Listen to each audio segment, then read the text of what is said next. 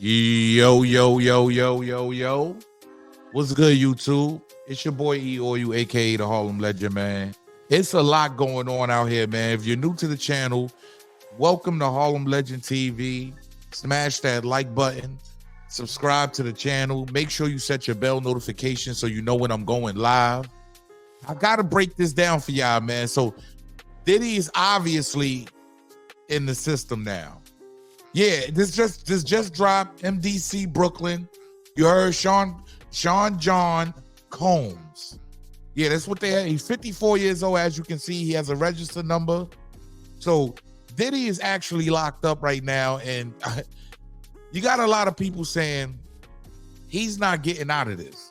You heard? Let's keep in mind what he's facing, y'all. Let's keep in mind. I'm always going to show y'all this. He has a racketeering charge where he's facing life in prison. You heard? That's a fact. Then he has trafficking, a maximum of life in prison and minimum of 15 years. So Diddy, it's getting worse and worse every day. I got to keep it 100. It's getting worse. Transportation for, y'all already know, a maximum of 10 years in prison is what he's facing for that. But I got to keep it 10,000. He's actually logged in and it's looking worse and worse for him. You heard? I got to keep it 100 because there's former prosecutors coming out and saying he can't get out of this. Yeah, they even comparing it to the R. Kelly case. Yeah, they got some comparing it to the R. Kelly case. I want y'all to hit that like button, subscribe to the channel. Welcome to Harlem Legend TV. I appreciate everybody in the building. Look at this, y'all. And y'all tell me if he has a point or not. But he obviously knows his law. He knows what's going on. You got to understand, the feds built this case 6 months before they indicted him. So it went through a grand jury of 12 people. Pay attention. Pretty ugly. It's a multi-count indictment against Sean Combs, aka Puff Daddy, P. Diddy. Well, this case is going to go the same way as R. Kelly. And what I mean by that is look to the fact that there will be no plea. Sean Combs is going to prison, and it's just a matter of how long. Why do I say that as a former prosecutor? Because when you look at the indictment and you read the specifics of it, the U.S. government, the U.S. District Attorney's Office, the U.S. prosecutors, what they've done is they've built their case. 6 months ago, we saw Sean Combs' properties get raided. It's outlined in the indictment. I say that because a grand jury has now just released a racketeering conspiracy charge against him. Why is that a big deal? Grand juries typically consist of 12 jurors who's already heard evidence viewed in the favor of the federal prosecution, meaning the U.S. Attorney's Office goes before at least usually 12 jurors to say, is there enough here for us to bring an indictment, i.e. charge, in this case, Sean Combs. So they've already got a little preview of the evidence, and they said, yeah, it does. And not only that, multiple counts. Creating a criminal enterprise whose members and associates engaged in and attempted to engage in sex trafficking, forced labor, kidnapping, arson, bribery, and obstruction of justice. Now, that's a huge deal because what we know from the last 6 months after they raided his properties, they were looking for videotapes, they were looking for phone calls, they were looking at any physical evidence to put this together, and it looks like they have it. What's the difference between the feds and the state? State attorney's office, i.e. local, you get arrested, local police department, sheriff's office brings the charge to the prosecutor's office, they review it, and they move forward. Meaning they still have to build their case. Here, when you're talking about a U.S. attorney, they've done their investigation. It's different at the federal level.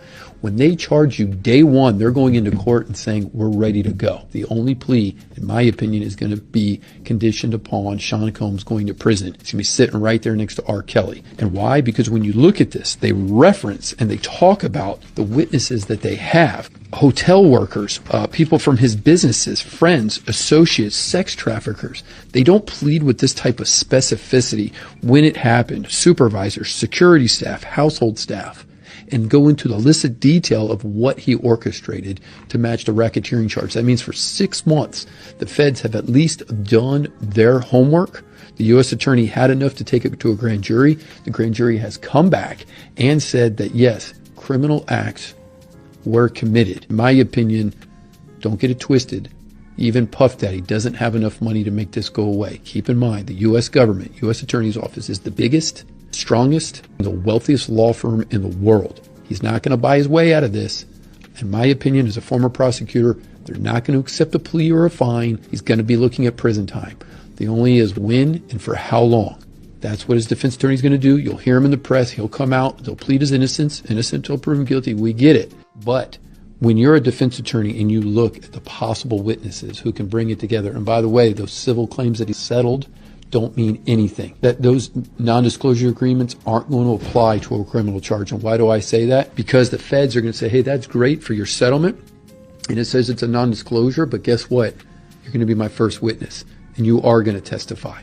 And does he really want to have a trial and air this out nationally? But this exposure, you cannot take this in front of a jury because they're going to leverage him. They're going to give him a plea, but if he goes the distance, then he's going to get hammered. At the end of the day, I think this indictment is too specific. It goes for too long, and most importantly, they have too much evidence and too many witnesses for him to get out of this thing. I think you can look. One of the biggest icons in the hip-hop world is going to be doing prison time. This is looking wild. I'm just being real. They saying there's no way he can get out of this. Oh, they got you too? I'm just being honest. This doesn't look good for Diddy. And now to pile on, I got to keep it 100. Shout out to Shyne. He has changed his life around. You heard? He's changed his life around. He's doing other things now, y'all. He's no longer trying to hang around Diddy. You heard? He's not putting on an image anymore. It was all an image. You heard? Because the man is really for world peace. You heard? He's like an ambassador somewhere in Belize, I believe, his country. So he's doing other things with his life now. But he kind of airs Diddy out a little bit, man. I got to keep it 100. He kind of airs him out, but he doesn't. He tries to keep it. Hit the like button, y'all. Salute. When I was a 18-year-old kid, just wanting to do nothing other than make my mother proud and make Belize proud and do what all of us want to do, be recognized for our talent and take over the world. I was defending him, and he turned around and called witnesses to testify against me, and he contributed. He pretty much sent me to prison. So that is the context by which you must always describe that relationship. Yes, I forgave, I moved on, but let us not pretend as if I was in Miami for Thanksgiving and Christmas. Well, I and went to a birthday with him once. I saw a birthday I cake. went again to do a charity event for impoverished youth in London. So let us not lose sight of what the cold hard facts are.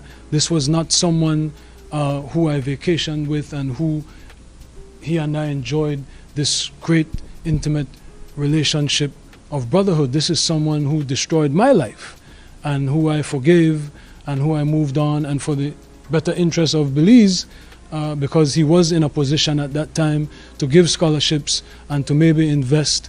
I would not deny attempting to bring the investment to Belize and to bring the contributions to education to Belize, but don't distort it as if he and I were bombale. This is someone that destroyed my life, but do I take any joy or any satisfaction with what he is going through? Absolutely not. I am different than maybe other people. No one needs to fail for me to succeed. No one needs to suffer for me. At the height of your professional relationship, or thereafter through the reconciliation, when he was an instrumental part of promoting you through Revolt Media,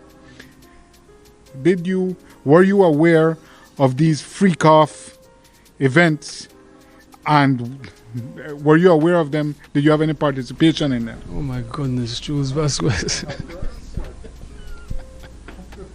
Jules Vasquez. Were you aware of that? Jules Vasquez. Were you aware of the freak-offs? Sir, I had nothing to do with Sean Combs' personal life, no interaction, that level. Everything was strictly on a professional level. So as you can see, we got to keep it 100, y'all. Like, is this karma coming back to bite Diddy? All the wrong he did to these guys? Think about it. He was defending Diddy, and Diddy had people get on the stand to go against him. This man did 10 years in prison. He ended up doing 10 years in prison, and he's saying Diddy turned on him. This is nasty work, y'all. I got to keep it 100, man. But I got to ask y'all. Who do we blame? And I'm not saying full blame, but there's a man by the name of Gene Dill that been telling us this for a long time. That been putting us on to what's been. He was the ex-bodyguard of Diddy, but he's been telling us what's going on. He been putting. A lot of us ignored him. First of all, there's a viral picture going around with Aaliyah, Jennifer Lopez. Rest in peace to Aaliyah. Jennifer Lopez at one of Diddy's parties back in the days. Yeah. They all partied. Are they all witnesses? Are they going to be on that stand? Are they going to be subpoenaed? But who should we blame, y'all? You heard? It's a lot of grooming going on. I'm just being honest. Listen to Gene Dill. Me and my man went up to Russell Simmons, and he had a house, and he had a man in bikini drawers in his bedroom, in his bed. You understand, bruh? This is that he learned. I'm assuming he learned it from them. Let me put that. And I'm not gonna say alleged because I saw that for my own self. My man was with me, Slick was with me, and we saw that for our own self. You understand what I'm saying? So these are behaviors and things that with drugs and all the stuff that's going on, pills, drinking, it can make this man into a monster, and that's what it did, bro. I personally feel like he got a lot of the things that he did from his mentor, and then he probably did it to the 10th power. You understand? Russell Simmons admitted that he was a drug abuser. You understand? Russell Simmons admitted that he used to put his hands on women. I gotta ask y'all. Yeah. The mentors, Kevin Lyles, all these guys, they no longer want to be involved with the record business, with the music business. They going out other places. They all starting to drop their positions. Russell Simmons, he was in Bali somewhere. He can't be transported. He can't be sent back. What are we talking about, y'all? You heard what Gene Dill just said, that this was already something that was going on. Yeah, he said not even allegedly. I seen this with my own eyes. Diddy's finally getting the karma for everything that he's done to everyone, including Tupac. Allegedly, including Tupac. Because Tupac said it best. This is a man's voice they didn't want around. Tupac said it best. That's my only point. And I feel as though he wronged you. You got out of hand and you wronged me. You got seduced by the power. Not because he's an evil person, but because money is evil if it's not handled right. If you lose your... Diddy's an evil person because money made him evil. You heard? He let the money go to his head. I'm just being honest, y'all. He let the money go to his head. They didn't want Tupac's voice out here. I guess Diddy handled the business, huh? That's my only point. And I feel as though he wronged you. You got out of hand and you wronged me. You got seduced by the power. Not because he's an evil person, but because money is evil if it's not handled right. If you lose your composure, you can do anything. And fear got stronger than love. And niggas did things that they know they weren't supposed to do. They know in their heart. That's why they get hell now. Right. They can't sleep. That's why they telling all of the reporters and all the people, why they doing this? They fucking up hip hop. Because they in hell. They can't make money. They can't go anywhere. They can't look at themselves because they know the prodigal son has returned. I'm alive. The ghost is walking around. Tupac told us years ago. I want y'all to keep it 100 in the comment section and let me know. You heard? Let me know. Is Russell Simmons partly to blame for this? Yeah, all these record execs, all these big dogs. You heard? Because you heard Gene Deal. He pulled up and the man was in a... Just saying. Tupac always told us the truth. He wanted us to know what was going on. I'm just being 100. Is it a guarantee that Diddy's going to jail? You heard what the prosecutor said. I'm just being 100. Like they got all the paper. They studied. They did all of this work on Diddy for 6 months straight. Is he getting karma for stabbing Shyne in the back? I appreciate all of y'all, man. It's your boy E-O-U, aka the Harlem Legend, man. Leave a comment down below. Subscribe to the channel. Make sure you set your bell notification so you know when I'm going live. Salute.